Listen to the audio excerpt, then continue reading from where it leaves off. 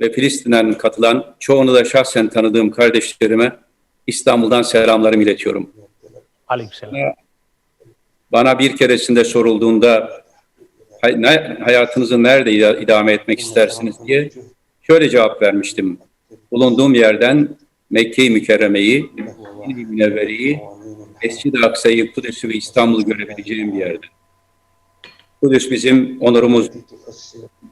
Kudüs bizim ve bütün İslam dünyasının sadece bugün yaşayan Müslümanların değil, 1400 yıllık bir ümmet topluluğunun onurudur. Hepimizin en öncelikli. Böyle bir dönemde Eyyubi üzerine düşünmek hepimiz için aslında bir takım dersler ihtiva ediyor. İslam tarihinde İslam medeniyeti 3 büyük dış meydan okumayla karşı karşıya kaldı. Haçlılar, Moğollar ve sömürgeci güçler 19. yüzyıl Batı sömürgeci. Selahaddin Eyyubi, Haçlılar ile Moğollar arasındaki aslında bütün İslam medeniyetini koruyan en büyük devlet adamının bu zorluklar karşısında, bu meydan okumalar karşısında verdiği onurlu ve başarılı mücadelenin temsilcisi. Oradan çıkaracağımız çok önemli dersler var. Hepimiz ilim adamı olarak, akademisyen olarak, devlet adamı olarak Selahaddin Eyyubi'den dersler çıkarmak durumundayız. Özellikle bu dönemde. Baktığımızda Selahaddin Eyyubi'nin doğduğu Tikrit'ten, savaştığı, üzerinde mücadele ettiği ve her bir adımı, her bir bölgesini adım adım gezdiği alanlara baktığımızda bütün bugün bir kriz coğrafyası olarak anılan coğrafya olduğunu görürüz. Bugün Orta Doğu'nun kriz bölgesinin hepsinde Selahaddin Eyyubi'den önce kriz vardı ve Selahaddin Eyyubi bu bölgeleri birleştirdi. Hemen hemen her şehirde. Tikrit, Musul, Halep, Şam, Antep, Rakka, Deiruz-Zur, Akka, Yafa, Kudüs, Kahire, Yemen. Bugün hepimizin yüreğini dağlayan gelişmelerin yaşandığı bu bölgede Selahaddin Eyyubi birleştiren bir siyasi iradenin adıdır. Peki nasıl başardı Selahaddin Eyyubi? Bugünkü şartlarda çok benziyor gerçekten. O gün İsrail'in yerinde Haçlılar vardı. Bugün Müslümanlar iç dağınıklıklar içindeydi. Birbirleriyle mücadele ediyorlardı. Haçlılar hemen hemen her Müslüman şehrin yöneticisiyle ayrı ayrı irtibatlar kurmuşlardı. Kahire'de zayıf bir Fatimi yönetimi vardı. Şehirler, Atabekler birbirleriyle mücadele ediyorlardı. Dağınık bir coğrafya vardı bugün olduğu gibi. Ve Haşhaşiler vardı. Aynen bugün o terör örgütlerinin olduğu gibi Haşhaşilerle de mücadele etti Selahaddin Eyyubi. Haçlılarla mücadele etti. Birbirleriyle çarpışan, çatışan küçük devlet ve devletçiklerle de hikmetle bazen mücadele etti, bazen onları birleştirdi. Tam da bugünkü kriz coğrafyasında bizim karşı karşıya kaldığımız bir tablodur. Hepimiz Selahaddin Eyyubi'den ders almalıyız. Almamız gereken dersler ne? Biraz önce değerli kardeşim Merzuki'yi dinlerken ki hepsini özledik, bütün Filistinli kardeşlerimizin söylediği şeylerin hepsine katılıyorum. Ben almamız gereken dersleri 7 ana başlıkta toplamaya çalıştım. Birincisi siyaset, devlet ve siyaset bir hikmet ve bilgi meselesi. Bir müktesebat meselesi. Selahaddin Eyyubi'yi diğer döneminin devlet adamlarından ayıran temel hususiyet, onun bizatihi kendisinin bir ilim adamı olmasıydı. Çok iyi eğitim almış olmasıydı. Ve hemen kendisinden önceki dönemde Gazali ile birlikte başlayan restorasyonun ve Gazali sonrası yeniden tedvin edilen, yeniden derlenen, toparlanan İslam düşüncesinin bütün birikimi üzerinde kendisini yetiştirmişti. Kur'an-ı Kerim'e vukufiyeti tamdı. Tarihi çok iyi biliyordu. Tarih bilmek devlet adamları için olmazsa olmazdı. Hikmet ve hekimlik bilgisine sahipti. Bütün bu bilgi birikimi onu diğer devlet adamlarından ayırdı ve farklılaştırdı. Bugün de bizim yeni yetişen nesli müktesebatı kuvvetli hem İslam medeniyet klasiklerine hem de bugün meydan okuması için olduğumuz bütün evrensel ve gelişmelere açık bir şekilde yetiştirmemiz lazım. İçine kapalı değildi Selahaddin Eyyubi. Dünyaya açıktı. Bütün kadim düşünceyi temsil ediyordu.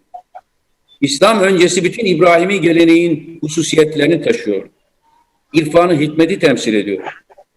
Bugün maalesef İslam dünyasında liderlikler bilgiden arınmış, güce dayalı liderlikler. Bilgiyle, hikmetle desteklenmemiş liderliklerin nasıl yozlaştığını hep beraber görüyoruz. Selahaddin Eyyubi bizim için örnektir. Şahsen benim için bir ilim adamı ve devlet adamı olarak tarihte en çok örnek aldığım şahsiyettir.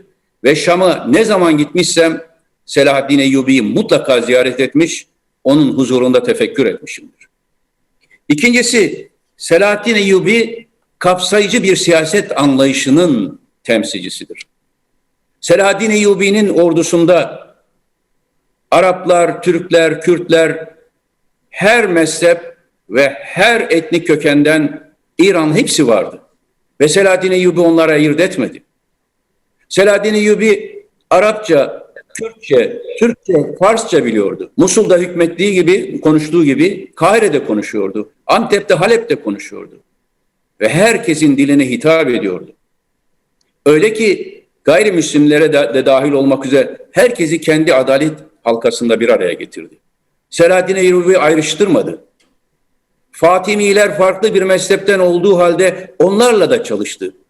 Ama Kahire'de bugün eğer bir sünni gelenek güçlü bir şekilde inşa edilmişse bunun mimarı da Selahaddin Eyyubi'dir. Selahaddin Eyyubi bu anlamda Orta Doğu'da bugün parçalanmış olan kimlikleri için Selahaddin Eyyubi bir ilaçtır, bir şifadır. Biz onu örnek almalıyız. Birileri bizi parçalayacaklar. Siz Arapsınız, siz Türksünüz, siz Kürtsünüz, siz Acemsiniz. Hatta daha alt başlıklara indirecekler. Siz Filistinlisiniz, siz Suriyelisiniz. Her bir alt parçalara indirecekler. Selahaddin Eyyubi'nin bize öğrettiği ders şudur. Alt kimliklere indirilmiş toplulukların sonu esarettir. Kimlikleri aşan ve o kimliklerin üstünde insani kimliği ve onun içinde de İslami kimliği birleştirici bir unsur olarak gören yaklaşımlar ancak Kudüs'ün ruhuna vakıf olabilirler. Selahaddin Eyyubi Kudüs'ü fethettiğinde kimseyi dışlamadı. Kimseyi kenara koymadı. Kudüs'ün geleneğine sahip çıktı. Şimdi biz eğer Selahaddin Eyyubi'den bahsediyorsak Musul'a Sünni, Basra'ya Şii şehir diyemeyiz. Yine Selahaddin kimliğinden bahsediyorsak Antep'le Halep arasındaki sınırdaki insani trajediye sessiz kalamayız. Birleştiricilik, kapsayıcılık önemlidir. Selahaddin Eyyubi bize bunu öğretir. Üçüncüsü adalet. Adalet. Selahaddin Eyyubi'ye atfen söylenen af ederken hata etmeyi cezalandırırken haklı olmaya tercih ederim sözü hepimize bir şiar olmalı. Selahaddin Eyyubi adaletiyle maruftu. Adaletiyle hükmediyordu. Ve o dönemde Selahaddin Eyyubi'nin hükmettiği alanda herkes adaletle mukabelede bulunacağını biliyordu. Bugün ise birbirini çok kolayca cezalandıran, dışlayan, ihanetle suçlayan ve birbiri hakkında acımasızca hükümler veren bir anlayışla Selahaddin Eyyubi'nin ruhuna sahip çıkmış olamayız. Dördüncüsü, Selahaddin Eyyubi liyakata ağırlık veriyordu. Yakınındaki kadroları ki hepimizin bildiği Kadı El-Fazıl, İmadettin El-İsfahani gibi ehil kadrolarla çalıştı. Kimliği etnisiteye bakmadı, Türk mü, Kürt mü, Acem mi, Arap mı diye bakmadı. Kim ehilse, kim liyakatlıysa ona görev verdi. Ve o kadroları hep yetiştirdi.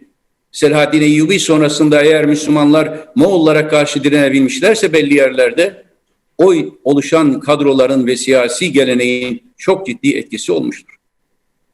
Kendi abisini Dımeşk'te, Şam'da kötü yönetti diye görevden aldı, azletti.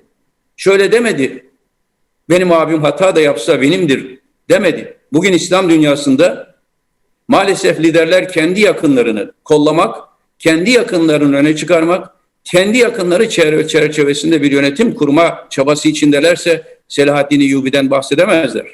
Tek ölçümüz olmalı değerli arkadaşlar. Liyakat, liyakat, liyakat, ehliyet.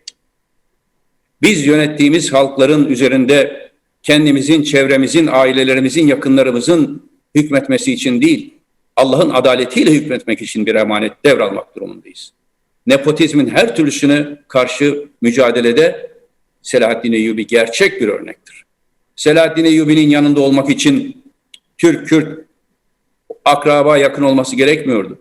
Türkiye'de bir seçim mitinginde Doğu'da şöyle seslenmiştim halka. Ben Selahaddin Eyyubi'nin ordusunda bir Türk, Alparslan'ın ordusunda bir Kürt olmayı isterdim. Çünkü bu ordular o zaman bölünmemişlerdi. Şimdi bizim şehirlerimiz bölündüyse, bizim yüreklerimiz bölündüyse hepimizin bir nefis muhasebesi, ciddi bir muhasebe yapmamız şarttır. Aksi takdirde Selahaddin Eyyubi'nin mirası üzerinden Kudüs'e sahip çıkmak mümkün olmayacaktır. Kudüs bizim yürek yaramızdır.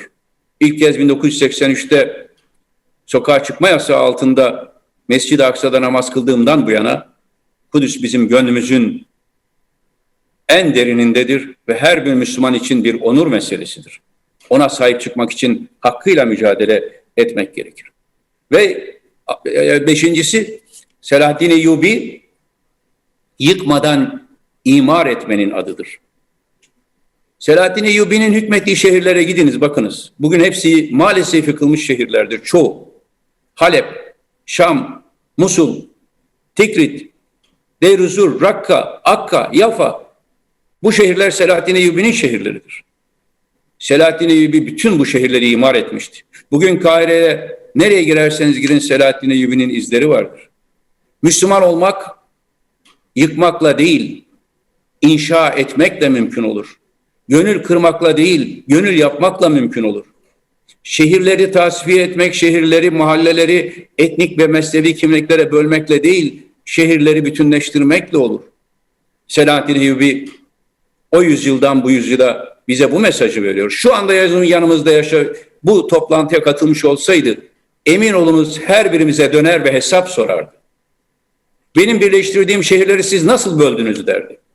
Benim birleştirdiğim kavimlerin siz nasıl parçaladınız derdi. Nasıl Haçlıların bizleri o zaman böldüğü gibi sizler şu veya bu yabancı güçlerin tesiri altına birbirinizle düşman oldunuz diye hesap sorar. Biz inşa etmeyi, ihya etmeyi hedef kılmalıyız. Selahaddin Eyyubi'nin neredeyse kuşatmadığı, savaşmadığı şehir yoktur. Ama hiçbirisini yıkmamıştır. Hiçbirisinde hiçbir mabede zarar vermemiştir.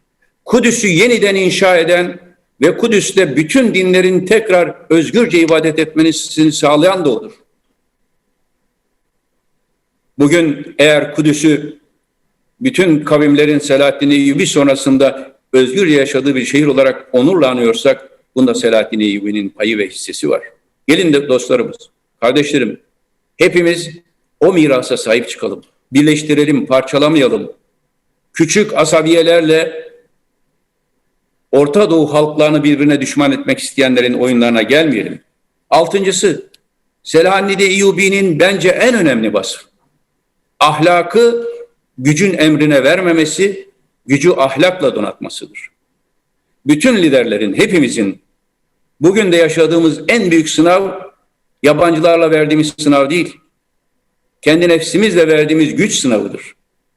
Maalesef gücü elde edenler, eğer bu güç üzerinden kendilerine menfaat devşirmeye başlarlarsa, eğer bu güç üzerinden kendisinden sonra gelecek kendi nesillerine, bütün ümmetin neslini düşünmekten daha çok, milletin neslini düşünmekten daha çok sadece kendi çevresini düşünmeye başlarlarsa, mal mülk edinmeyi güç sahibi olmanın doğal sonucu olarak görürlerse biz halka Selahaddin Eyyubi örneği veremeyiz. Rivayete göre Selahaddin Eyyubi vefat ettiğinde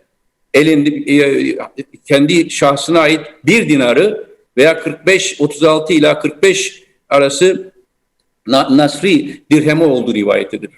Düşünün ki bu kadar şehre hükmetmiş, Kudüs'ü tekrar fethetmiş komutanın sadece bir dinar veraseti var. Bugün İslam dünyasında bırakın devlet yöneticilerini, en küçük topluluk yöneticilerinin dahi şahsi miraslarına baktığınızda hepimizin Selahaddin Eyyubi'nin ahirette huzuruna çıkmaktan korkmamız lazım. Ve nihayet Selahaddin Eyyubi'nin en önemli hususiyetlerinden birisi stratejik dehasıdır. Selahaddin Eyyubi'nin bütün hayatını okuyunuz. Hiçbir zaman dostlarını yanından terk etmemiş ve hiçbir zaman düşmanlarının birleşmesine izin vermemiştir.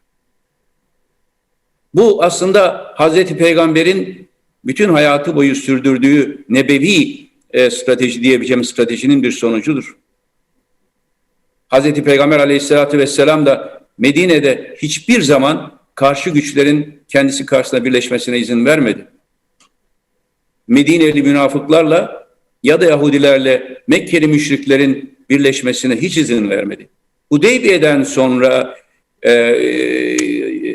kendisine göre yeni stratejiler benimserken de hep bu ilkeye önem verdi. Selahaddin Eyyubi de hayatı boyu düşmanlarının birleşmesine ve yanındakilerin ayrışmasına yol açacak hatalardan kaçındı. Fedakarlıklar yaptı Zengi ailesi yanında. Kendi ismini değil, onların isimleriyle hutbeler okuttu. Onun rakip olan aile bekleri, atabekleri bile birleştirmeye çalıştı. Tam bir stratejik dehaydı. Haçlıların bölmeye çalıştığı bütün şehirleri arkasında birleştirdi. Sabırla, hikmetle, güzel sözle birleştirdi. Sadece savaşarak değil, ince güçle, diplomasiyle askeri dehayı bir araya getiren tarihte Selahaddin Eyyubi kadar iyi yapan ince güçle, diplomasiyle askeri mücadele birleştiren ikinci bir şahıs yoktur. Tek tek bütün o farklı atabekleri etrafında birleştirirken ince bir diplomasi takip etti. Haçlılara karşı son darbeyi vurmadan önce de Kahire, Musul hattındaki bütün ayrılıkları giderdi. Değerli kardeşlerim, bugün hepimizin Selahaddin Eyyubi'den alacak çok dersimiz var. Kudüs'ü özlemle anıyoruz. Son yıllarda Kudüs'e gidememiş olmanın acısını taşıyorum. Bir Kadir Gecesi Kudüs'te geçirdiğim bir geceyi hayatımın bütün gecelerine eşit saymıştım. Ve sabaha kadar sadece Mescid-i Aksa'da secdeye kapanıp Kudüs'ün özgürlüğü için dua etmiştim. Bundan sonra da Selahaddin Eyyubi'nin huzuruna ahirette gittiğimizde vereceğimiz ilk hesap, Allah'ın huzurunda Selahaddin Eyyubi'nin şahitliğinde vereceğimiz ilk hesap, böyle bir dönemde Kudüs'ü bu esaret altında inlerken nasıl bölündüğümüz, nasıl parçalandığımızın hesabıdır. Gelin omuz omuza verelim. Gelin siyasi gücü ahlak için kullanalım. Gelin ehliyet ve liyakatla devletlerimizi yönetelim. Şeffaflıkla yönetelim. Gelin hep beraber Selahaddin Eyyubi'nin ahlakıyla ahlaklanıp Kudüs'ün özgürlüğünün önünü açalım. Ve bugün Tikrit'ten Kahire'ye, Halep'ten Yemen'e kadar Selahaddin Eyyubi'nin hükmettiği alanda olan krizleri aşmak için hep beraber farklılıklarımızı değil, birliklerimizi, ortak özelliklerimizi öne çıkaralım ve gelecek nesillere parçalanmış bir Orta Doğu değil, bütünleşmiş bir Orta Doğu, saflara, farklı kimliklere ayrılmış bir Orta Doğu halkları değil, omuz omuza vermiş bir kardeşler topluluğu oluşturalım. Ben tekrar Selahaddin Eyyubi'yi rahmetle anıyorum. Onun ordusunda Kudüs'e giren bütün kahramanları rahmetle ve minnetle anıyorum. Bugün bu toplantıyı tertip eden arkadaşlarımıza, Hüdapara ve ilgili arkadaşlarımıza tekrar teşekkür ediyorum. Hem bu fırsatı verdikleri için hem de çoktandır özlediğim ve çoğu da samimi, yakın dostum olan kardeşlerimi görme fırsatı verdikleri için. Allah'a emanet olunuz. Kusura bakmayınız, bazı faaliyetlerim için, daha önceden planlanmış konuşmalarım için sizden ayrılmak zorundayım. Ama kaydı bütünüyle izleyeceğim. Tekrar bütün katılımcılara ve bütün katılımcıların bulunduğu, temsil ettiği topluluklara ve dost ve kardeş halklara selamlarımı iletiyorum. Allah'a emanet olunuz.